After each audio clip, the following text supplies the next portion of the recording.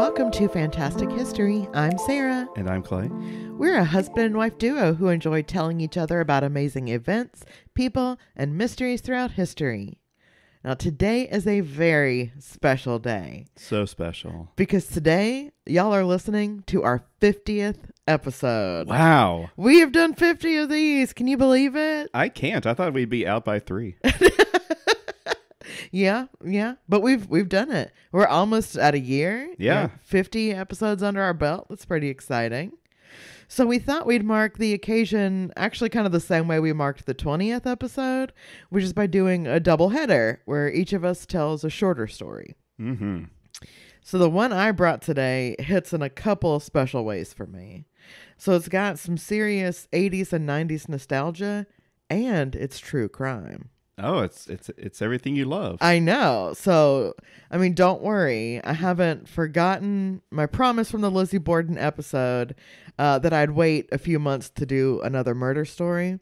So if you're reaching for the proverbial dial because you're not in the mood for grisly details today, you can officially cast those fears from your mind. This is true crime. It is not murder. Okay. So, honey, let me ask you something. Do you remember the Noid? The Noid, yeah. The Noid was, well, you explain it. Okay. So the Noid was... It's hard to explain. Yeah, he was the Domino's pizza mascot for about a decade, starting in the mid-'80s. So he was this little claymation character. Ugh. He wore like a bodysuit, almost like a Britney Spears Yeah. red bodysuit with bunny ears. Yeah. For whatever reason. And his whole deal was trying to stop customers from getting their pizza in 30 minutes or less. Totally bizarre, totally 80s. Yes. But that was the big thing in pizza back then. Like, having it delivered to you in 30 minutes or less, or it's free. Right? Like, yeah. That was a big thing. Every like fast food, pizza delivery restaurant, whatever, like they were all promising the 30 minutes or less, or sometimes I think it was even 20 minutes or less or whatever. But it's worth mentioning that promotion actually originated with Domino's. Okay. They were the first ones to do 30 minutes or less. But so the Noid's whole deal was coming up with all these goofy, like Wile E. Coyote type contraptions and scenarios to stop you from getting your pizza on time. Of course. But he's never able to stop Domino's. Like, he can stop the other guys, but he can't, Domino's is getting it to you, right? So even if you didn't live through this period of time, or if you don't really remember the Noid, I think you can kind of get a feel for him if you think of him as basically the Trix Rabbit, but for pizza. Yeah, that's a pretty good analogy. Right? Silly Noid, pizzas for, whoever. Everyone. Yeah, pizzas for everyone, except for you, I guess. Like, yeah, it's a little sad. Yeah, well, he brought it on himself. So the Noid became a super popular character. Like, this dude was a household name. You and I have not seen the Noid in probably almost 30 years, but I said, do you remember the Noid? And you said yes. Well, I have seen little bits and pieces of him because he exists in a very in the zeitgeist, in a corner of the zeitgeist. Yeah, right? Very nostalgic for anybody who was around then. But like, he was very known. Yeah, very known. He was almost like a meme. If we had those back at the time, he would have been in like every freaking meme. Well, he had toys. He had a video game. He had more than one, which I'm actually going to get to in just a second here. He had multiple video games. Weird. So weird. Very weird. It's like, but people loved these commercials. So they were so popular that only 2 years after Domino's started the campaign using the Noid, CBS actually gave them the green light to do a Saturday morning cartoon about the Noid. Oh my God. Yeah. So it actually never even made it to air. I don't know if they even filmed a pilot. I mean, that might be some lost media. We could look into maybe there is a pilot of the Noids, which is what it was called. But it never actually made it to air on a Saturday morning because like all of these people were up in arms about it, because this is basically just a 30-minute commercial for Domino's aimed at children every week. Yeah, and to be fair, in case you don't know, maybe you're younger, most cartoons were advertisements already. Yeah, in the 80s especially. Yeah, the 70s and 80s were all about selling the toys. The toys came first, and then the cartoon came after to sell it. So Transformers are a huge example of that, right? absolutely. Yeah. Yes. So this is not abnormal, but I guess it might be a little unique in that it was to sell. I'm sure there were others like it, but it was a corporate mascot commercial. Right. Which is really quite odd. Because he didn't start out as a toy. Like, he became a toy, like you were saying. Like, there was all kinds of stuff. You know, figurines, stuffed animals, bumper stickers, T-shirts, etc. And like you mentioned, there were also 2 video games. So, but he was just like a corporate mascot. Like, he didn't start out like Transformers just being a toy. Yeah. So these 2 video games, Capcom's Yo Noid for the NES, and then a computer game called Avoid the Noid. So that was actually the tagline of the advertising campaign, Avoid the Noid. It's zippy, it's memorable, and as George Lucas would say, it's like poetry, it rhymes. Oh, God. So it's perfect, right? What could go wrong? I can't imagine where this is going because, well, please continue. Enter Kenneth Lamar Noid. Oh. Kenneth was a 22-year-old resident of Albany, Georgia, who was believed to be schizophrenic, though he was never officially diagnosed. And he was convinced that the Avoid the Noid commercials were aimed at him specifically.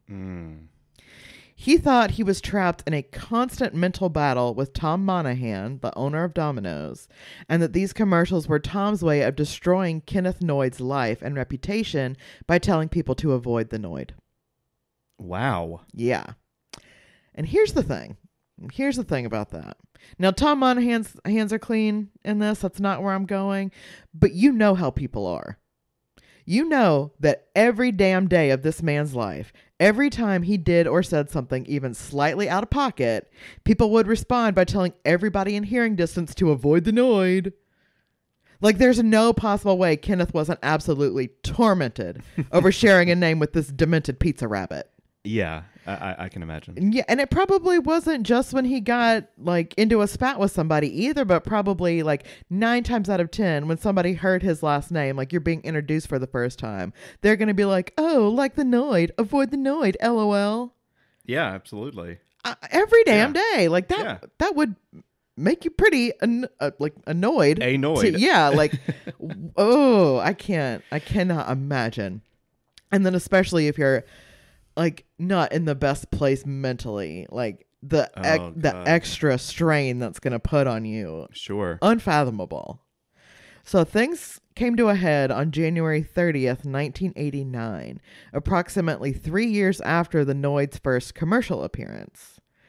Kenneth drove about 200 miles north to Chamblee, Kenneth drove about 200 miles north to Chamblee, a suburb of Atlanta, and walked into the local Domino's chain during the lunch rush with a .357 Magnum revolver in hand. Oh, no. Yeah, not good. Now, I don't know why he chose that location. It's not like it's the original. I think the original is in Detroit somewhere. It's not like a headquarters. It's not even the closest one to his home. But that's the one he chose. Yeah. And for more than 5 hours, Kenneth held the 2 Domino's employees hostage, waiting for his demands to be met. So the main thing he wanted going in, predictably, was to speak to Tom Monahan. Okay. But then he changed his mind and told negotiators that he wanted $100,000 and a white stretch limousine to act as a getaway car. Huh. Then he changed his mind again and demanded a library copy of the book The Widow's Son by Robert Anton Wilson. He's really going through it. He is not having the best day. Yeah. So The Widow's Son is an interesting choice because it's the second book in a trilogy that, while it's fictional, it focuses a lot on the Freemasons and the Illuminati. So it's got a very specific vibe to it, if you know what I mean. Yeah. Like, that's the kind of book that you read if you're maybe kind of easily swayed, like you would join QAnon or something. You Okay. getting into all these conspiracy theories and stuff. I mean, obviously, like his personal conspiracy theory about the Noid is what's leading to the situation to start with. Yeah, which borders out of conspiracy theory and into complete madness, but I guess that's obvious. Yeah, right. So none of his rotating demands ended up being met. Even the simple one of getting the library book, like the copy of the library book, even though that would have been pretty easy, because ultimately nobody needed to meet his demands. Oh. During hour 5 of the hostage crisis, he asked the employees to go in the back and make him a pizza because he was getting hungry. That's fair enough. Yeah, they did as he asked, and while his hands were full of pizza, which I can only assume he received in 30 minutes or less, they escaped through the back door.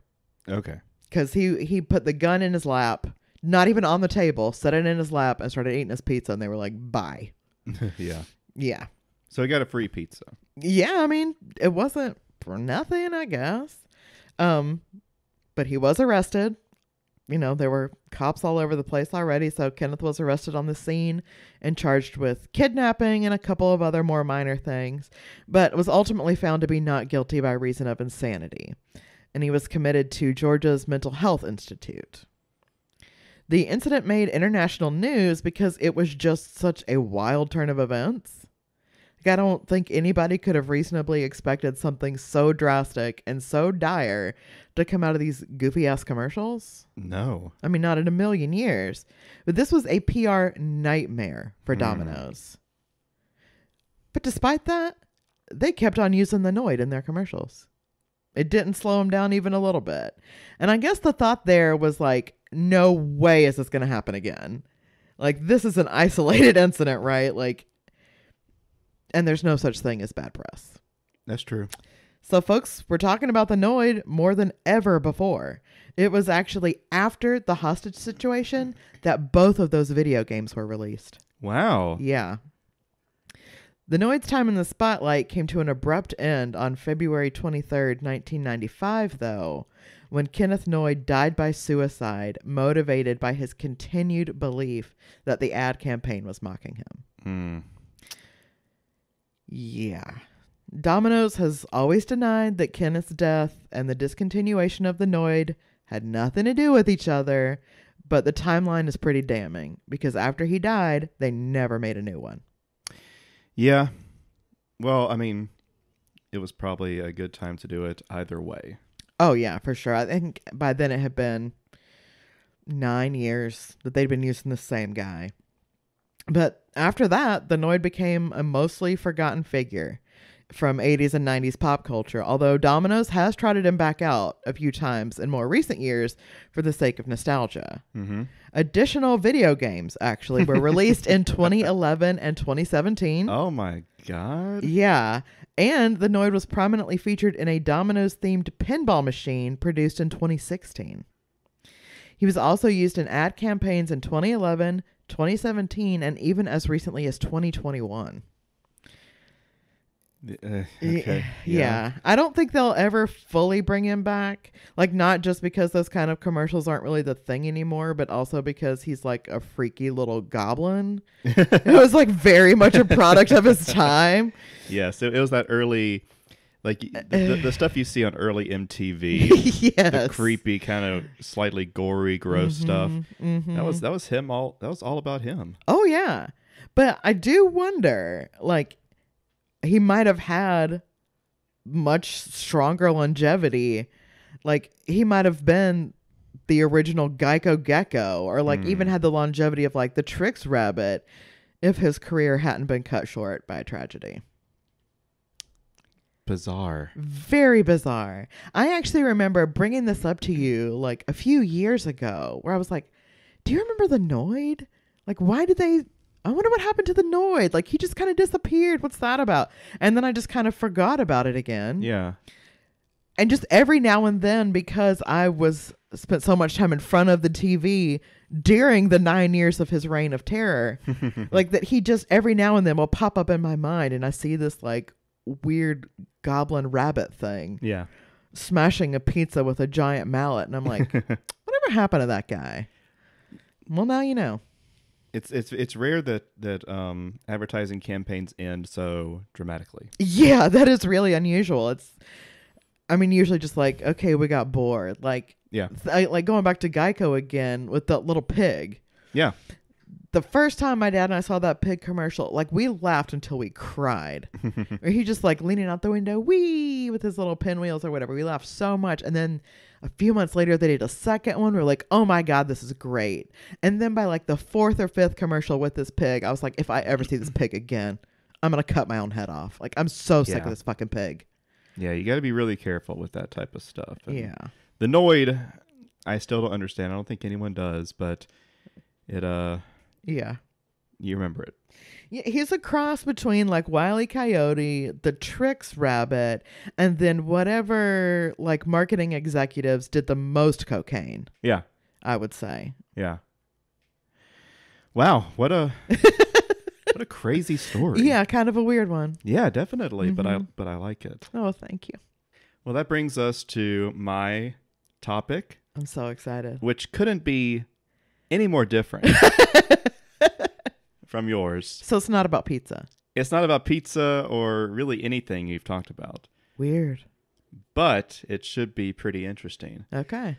So, Sarah, the life of Julie Abougie, or La Mupa, was turbulent and bombastic. Ooh. Well, such as to be expected as a chaotic and scandalous member of the late 17th century French noble class. Oh. Her exploits were known across Paris. She was a fighter, a world-class singer. Oh, my God. A lover, and a fugitive who received a personal pardon from the king twice. Oh, damn, girl. Her story's been picked over for centuries, trying to separate the truth from the many rumors and stories that started while she was still just a teenager. Oh, my. So she's part real human and part legend.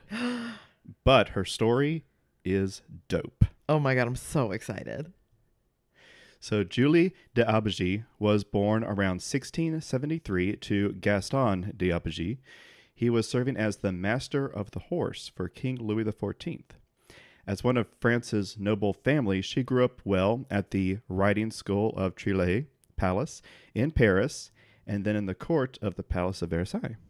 Oh, nice. Now, her father ensured that his daughter received a quality education. And in addition to that, Gaston was a very accomplished swordsman. So naturally, he taught Julie to study the blade. She's Arya Stark. She is Arya Stark. Oh, my God. At the age of 12, she had taken up fencing and excelled against her mostly male opponents. Yes. Because fencing was not really a hobby of many women at the time. At the age of 14, she became the mistress to Count d'Armagnac, soon after she married a man named Maupas. However, in less than a year, her husband left Paris and Julie stayed. It isn't clear what happened between her and the Count after this because they were still romantically involved during her marriage. Still going at it, okay. But she soon became romantically involved in someone else, a fencing master named Saran. She and Saran fled Paris after Saran killed a man in a duel. Oh, uh-oh. So she left the noble, the noble lifestyle. Right. And they traveled Paris performing fencing demonstrations for a living. And probably starting earlier than this, but definitely at this time, she was dressing in male clothing, but not to pass as a male. Just that's how she dressed. She preferred to dress in male clothing. All right, Katharine Hepburn. During their travels and performances for livelihood, they would also sing as part of their show. People were so entranced by Julie's voice that she was encouraged to apply for formal training, which she received at the prestigious Massy Opera House. As with fencing, she excelled at singing opera, despite having no previous training in music. By 1690, her relationship with this guy had ended, and she had begun a new relationship with someone whose name has been lost to history, unfortunately. But we do know that she was a young blonde merchant girl Oh my God. who had become infatuated with Julie. Yes. This did not go over well with her parents, I don't care. so the girl was sent to a convent, Oh my God.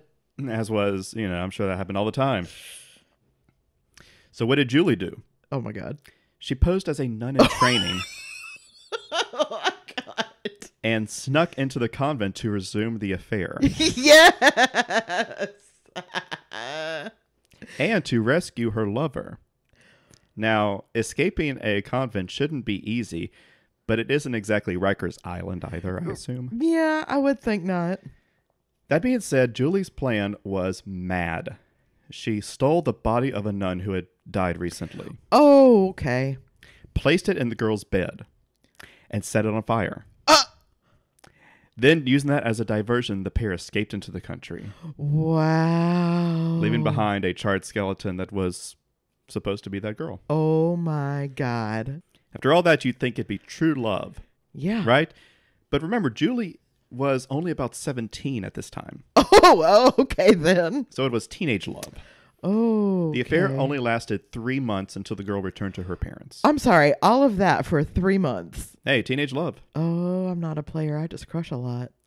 With the truth now known, Julie was convicted in absence of body snatching, kidnapping a nun, and arson against the convent. Wow. Wow, wow, wow. And she was sentenced to death. Come on, man. Now a fugitive of the law, she made a living for herself singing in taverns until she met a drunkard named Marchal, who was also a singer himself. Okay. Or a previous singer. He was, kind of Yeah. at the bottom now. Falling on hard times. Yes. He offered to train Julie and encouraged her to apply to the Paris Opera, the premier opera performance in France and possibly the world. And since at this point opera was only about 100 years old, and it was also born in France, I'm sure it was the premier place in the world. So after Marchal became unable to work anymore with her due to his alcoholism, well, Julie headed to Paris. Obvious. But there was the little matter of her warrant. That. But that shouldn't be a problem. She just called on her old lover, the Count, who persuaded the king to issue her a pardon, which he did. Wow. Thus, she was free and clear to pursue her goal of joining one of the world's great musical companies. Her antics were already known about, so her appearance on stage was met with a lot of interest and excitement. Oh, I bet it was. She performed at many of the Paris Opera's major performances between 1690 and 1694, becoming known under her stage name, La Maupas, short for Mademoiselle de Maupas. Okay. And Maupas was her married name. Oh, wow. If you remember. That's bold to keep that. Yeah. All right. She also began a new relationship with another woman, Gabrielle Vincent Defena, Hell yeah. who I believe was another singer in the company. Nice. Julie, however, could not avoid scandal. I'd hope, honestly, can you imagine? Do you know how disappointed I would be if you were like, and then she settled down and they made pies in the countryside and we never heard from her again? Not her. I'd be devastated. You're going to love this. In 1697, she attended a ball at the king's court, but she was dressed as a man. Oh. And carried her fencing foil on her hip. There was a beautiful young woman in attendance whose attention was being desired by 3 male suitors. I am going to pee my pants. Well, Julie not only danced with her, but kissed her in full view of the entire ball. Oh my God. And you said 1697? Yeah. Hell yeah, Julie. This enraged the male suitors. Die mad. So Julie offered to duel them. They agreed to duel in the gardens, and Julie defeated all 3 of them. Hell yeah. Upon returning to the ball, she was confronted, some stories say, by the king himself, because dueling was still illegal. Oh. Couldn't do it. Oh. However, the law apparently only applied to men. Oh my God. So it's unclear, and I've read this story, and there's lots of variations. One is the king was mad at her and was like, "You're gonna pay for this," and then his brother came up and said, "Oh, chap, it's just we're having a laugh. They're having a laugh out there. What are you gonna do? Put this beautiful woman to death?" And he said, "Oh, fine, pardoned, no problem." Or the story goes that the king said, "You are in big trouble now," and she had to flee. Or someone else came up to her and said, "Hey, you're in big trouble. You got to flee." Who knows what really happened? Whether she was in big trouble for this, and you know, she received another death penalty, or not. I kind of imagine it as like an Aowen on Pelennor Field situation where they're like, "It's illegal for men to duel," and she's like, "I am no man," and then she just like snatched up that lady on horseback and they rode into the sunset. Beautiful. Yeah. Well, we don't know exactly what happened, but Julie did leave Paris soon after this and settled in Brussels to resume her singing career. Here she continued to perform, and during a performance of Innis, where she was to mimic committing suicide, she reportedly actually stabbed herself with a real knife on purpose. Oh, my God. On purpose? On purpose. Oh, my. She became a mistress to the Elector of Bavaria. Okay, so she was fine. Oh, yeah, she didn't die. Oh, my God. Okay. But he found her to be too wild. No kidding. Too much to deal with. Really? Was she a handful? Apparently. Interesting. And offered her 40,000 francs to leave. I feel like if she's a handful, you got tiny hands, bro. Sit down. She seems like the kind of girl that I don't think anyone could handle. I mean, but she said, "Okay, thank you for the money. I will leave," and she left and returned to Paris. Again, either being free to do so or being let back on a second pardon. And she rejoined the Paris Opera and her old lover. You know, you got to be more specific. Thévenin. Ah, okay. Yeah, sorry about that. By the early 1700s, La Mappa was at the height of her popularity, doing personal performances for nobilities and the king himself. Nice. In 1703, she began another affair with one of the most beautiful women in France, Madame Le Massy de Flossac. Oh, boy, that's a mouthful. It is a mouthful. I barely got it out. The two lived together for 2 years, which may have been Julie's longest relationship. I was going to say, like, that's basically marriage and retirement for her. Yeah. However, in 1705, the Madame passed from a fever. Oh, so they were together till, like, she died. Yeah. Until the other lady died. Yeah. Oh. And this appeared to also be the end for Julie. Oh. It is said that she retired from the stage and passed away in a convent in 1707 at the age of 33. In a convent. In a convent, guys. So here's the thing.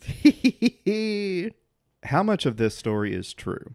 All of it but the last part. She did not die in the convent. She stole another body, dressed it in her habit, and like ran away to like start life anew in the Americas, where she just, you know, spread bisexuality and cheer all throughout the colonies.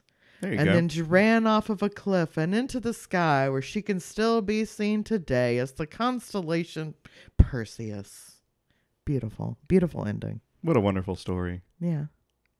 Is that not it? Well, it could have happened. Okay, well there you go. I mean, we don't know. But I think it's fair to say that she probably did not become a nun. No. The sexually promiscuous woman repenting of her life of sin and dying alone of unnatural causes. Uh-huh. Yeah. So yeah, we don't know exactly what was made up and what wasn't, but the fact that such stories would be made up about such a character sort of validates the kind of person that she was for real. Right. If that was believable. Believable, or at least somewhat believable, because, you know, back then they were making up stories about the noble class all the time. That was the tabloids. Right. So they would make up whatever, and they had to be at least somewhat believable, or people would just be thinking they were reading complete fiction. Right. but she did exist. Mm-hmm. And I believe a lot of these stories are true. And it's just up to sort of your personal interpretation as to what you want to take as true. I personally believe that Go Into the Americas is a wonderful ending for her. I think all of the gay relationships were true. Maybe one or two of the not gay ones were maybe true. And then all the rest of it probably true. Okay. All of the stuff that is like badass, I choose to believe. Well, that's my story of the bisexual sword fighter, opera singer, body snatcher, fugitive, cross-dressing beauty. Oh my God. Are there pictures of her so that I can get one tattooed on me? There are... I mean, I know there's not photographs, obviously, but... There are some pictures. Okay. I'm going to find one. I'm going to take it to my tattoo artist. Well, we'll definitely put them up on Instagram. Hell yeah. And Twitter. Yeah. At Fantastic H Pod on both. And if you have any comments for us, you can send them to fantastichistorypod@gmail.com. Any suggestions for topics, any feedback, criticism? Oh, no. Keep that to yourself. Applause. That do send. And until... hey, 50 episodes. 50 episodes! Woo! We did it, y'all. Ooh, ooh, ooh, ooh. Until next time. Bye-bye.